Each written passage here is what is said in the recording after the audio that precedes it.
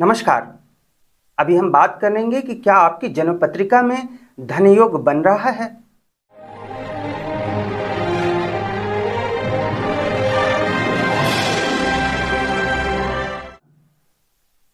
आप अपनी जन्म पत्रिका उठाकर देखिए और जो जैसा जैसे स्टेप मैं बता रहा हूं आप मैच करके देखिए। यदि ऐसा है तो आपके जीवन काल में आपको बहुत सारा धन प्राप्त होगा, बहुत सारा धन आप अर्जित करेंगे और सुख सुविधाओं की कमी नहीं होगी, क्योंकि धन से ही तो सुख सुविधाएं आती हैं। जन्म पत्रिका में धन के लिए विशेषतः 4 भावों को देखना चाहिए। पहला तो है धन भाव अर्थात द्वितीय भाव, यह धन संग्रह का भाव है।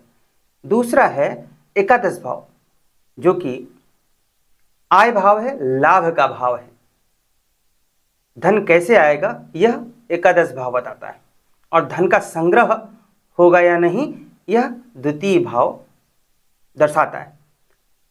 पंचम भाव जहां से संतान का विचार किया जाता है, शिक्षा का विचार किया जाता है, और यह एक त्रिकोण का भाव है।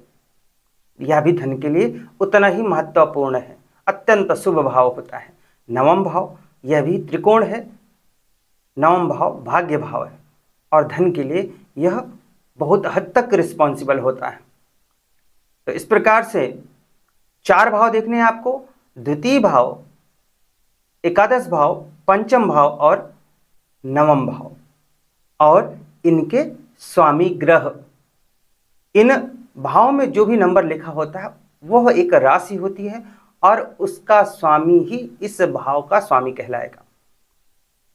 तो जन्म पत्रिका में द्वितीय भाव के स्वामी, एकादश भाव के स्वामी, पंचम भाव और उनके स्वामी, और नवम भाव और उनके स्वामी, इनकी स्थितियों के अनुसार आप धन योग है या नहीं आपकी जन्म पत्रिका में यह देख सकते हैं।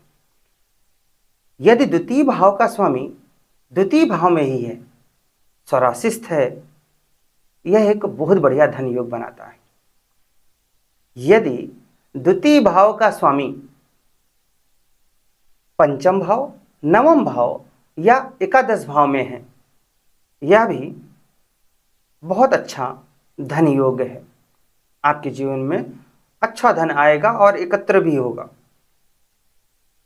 यदि द्वितीय भाव में कोई ग्रह, कोई शुभ ग्रह उच्च का होकर विराजमान है, यह भी धन प्रदायक योग बनाता है। यदि आपकी कुंडली में पंचम, नवम, एकादश या द्वितीय भाव के स्वामी इन चारों में से किसी भी भाव में विराजमान हो जाएं, यह धनदायक योग है, धन योग है। यदि ऐसा है और बलवान ग्रह है, अंश बल में भी बली है, तो आपके जीवन काल में बहुत सारा धन आप अर्जित करने वाले हैं। आगे, यदि इन 4 भावों के स्वामी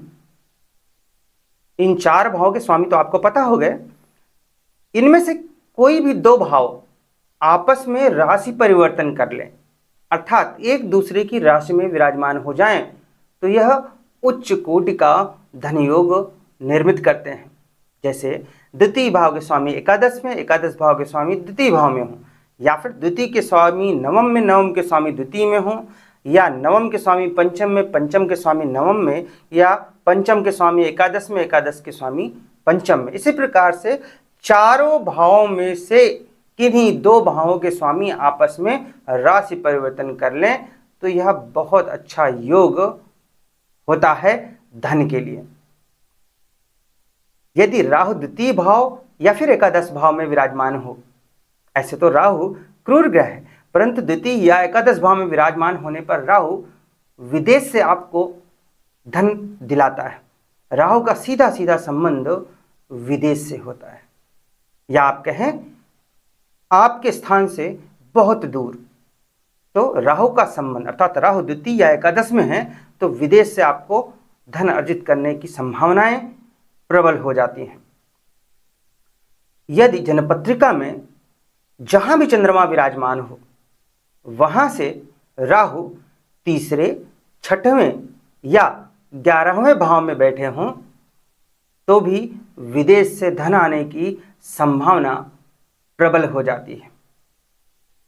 जन्म पत्रिका में ये सारे योग हों, इनमें से कोई भी योग हो जो अभी मैंने बताए, और चंद्रमा धन के कारक गुरु या समृद्धि के कारक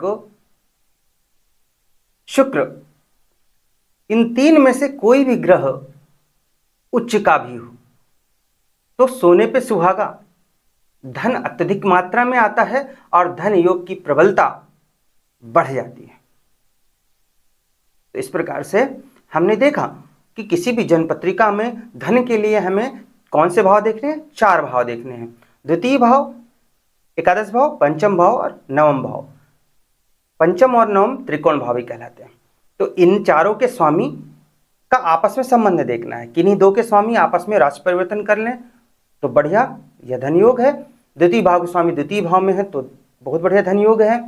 द्वितीय भाव में कोई शुभ ग्रह उच्च का है, बहुत बढ़िया बात है। इन चारों में से कोई भी 2 भाव के स्वामी एक दूसरे में बैठ जाएं, 4 में से 2 भाव के स्वामी आपस में राशि परिवर्तन कर लें, अति उत्तम। चंद्रमा जन्म पत्रिका में जहां भी हो वहां से तीसरे, छठवें और 11वें, तीसरे या छठे या 11वें में राहु विराजमान हो जाए तो विदेश से धन आता है। राहु द्वितीय या एकादश भाव में विराजमान हो तो भी विदेश से धन आने की संभावना प्रबल हो जाती है। इन सारे योगों के साथ में यदि चंद्रमा या गुरु या शुक्र या इनमें से सभी यदि उच्च के भी हैं इन्हीं योगों के साथ में, तो जो भी धन योग है उसकी संभावनाएं और अधिक बढ़ जाती हैं। तो आज के लिए बस इतना ही। नमस्कार।